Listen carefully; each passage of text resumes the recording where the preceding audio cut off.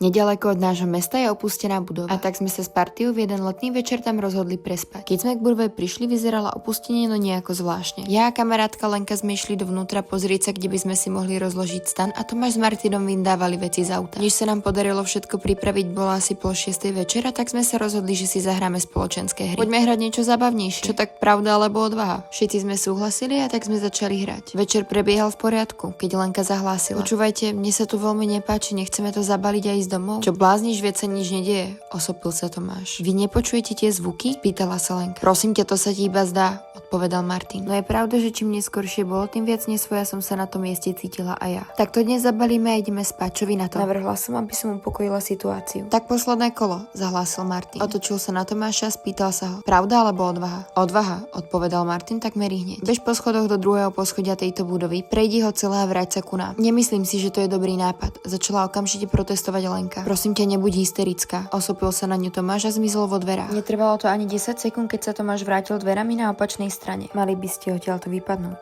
povedal zvláštnym hlasom a zmizol. "Ten debil nás iba straší," povedal okamžite Martin. No v tom sa vo dverách opäť zjavil Tomáš. "No čo, koľko mi to trvalo? Neuťahuj si z nás, pred chvíľou si tu stál." Len čo to dopovedal, začuli sme hlas, ktorý nepatril ani jednému z nás. "Vypadnite, alebo to oľutujete." Ten večer sme z budovy utiekli a iste vieme len jednu vec. Ten hlas nepatril ani jednému z nás.